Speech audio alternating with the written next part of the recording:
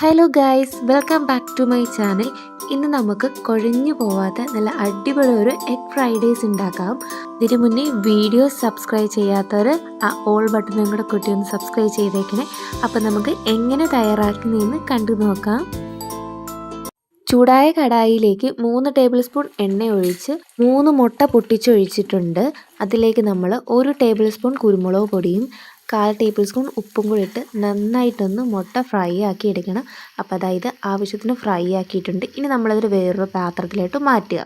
അല്പം വാവട്ടമുള്ളൊരു പാത്രം എടുത്തിട്ടുണ്ട്. എനിക്കിതാണ് എളുപ്പം.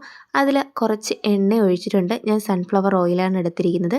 നമ്മൾ അരിഞ്ഞു വെച്ചിരിക്കുന്ന ക്യാരറ്റ്, ക്യാപ്സിക്കം, മുളക്, നിങ്ങളുടെ കയ്യിലുള്ള വെജിറ്റബിൾസൊക്കെ ആഡ് ചെയ്യാവുന്നതാണ്.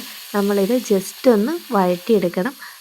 കുറച്ച് ഇഞ്ചി വെളുത്തുള്ളി പേസ്റ്റ് ആഡ് ചെയ്ത് കൊടുക്കുന്നുണ്ട്. ജസ്റ്റ് ഒന്ന് വഴറ്റി നമ്മൾ എടുത്തിരിക്കണം. ഇതിൻ്റെ പച്ച മണം മാറാൻ പാടില്ല കേട്ടോ. നല്ല ക്രിസ്പി ആയിട്ടിരിക്കണം. അല്പം ഉപ്പും കൂടെ ചേർത്ത് നന്നായിട്ടൊന്ന് മിക്സ് ചെയ്ത് ഇനി നമ്മൾ 2 ടേബിൾ സ്പൂൺ സോയ എടുത്തിട്ടുണ്ട്. സോയാ സോസാണ് എടുത്തിരിക്കുന്നത്.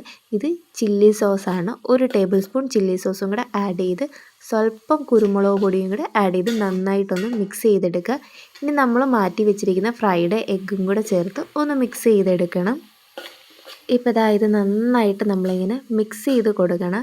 ഇനി നമ്മൾ വേവിച്ച് വെച്ചിരിക്കുന്ന റൈസ് ഇതിലേക്ക് ഇട്ട് കൊടുത്ത് നമ്മൾ നന്നായിട്ടൊന്ന് മിക്സ് ചെയ്തെടുക്കണം. അപ്പം നമ്മളിത് ഇളക്കി കൊടുക്കുമ്പോൾ പ്രത്യേകം ശ്രദ്ധിച്ചോണം. ചോറ് ഉടഞ്ഞു പോവാതെ നൈസായിട്ട് നമ്മൾ ഇളക്കി കൊടുക്കണം. ജസ്റ്റ് ബലം പിടിക്കാൻ പാടില്ല. അപ്പം നമ്മൾ നന്നായിട്ടിത് അടി കൂട്ടി ഒന്ന് ഇളക്കി ചേർത്ത് കൊടുക്കണം. അപ്പോൾ അതാ നമ്മുടെ ചോറ് നന്നായിട്ട് മിക്സ് ചെയ്തെടുത്തിട്ടുണ്ട്. ഇപ്പോൾ കണ്ടില്ലേ, ഇതിങ്ങനെ ഒട്ടി പിടിക്കുകയൊന്നും ചെയ്യുന്നില്ല. കുഞ്ഞുങ്ങൾക്ക് ടിഫിൻ ബോക്സിലൊക്കെ കൊടുത്തു വിടാൻ പറ്റുന്ന നല്ലൊരു റെസിപ്പി തന്നെയാണ് ഇത്. അപ്പം എല്ലാവരും വീട്ടിലൊന്ന് ട്രൈ ചെയ്ത് നോക്കുക.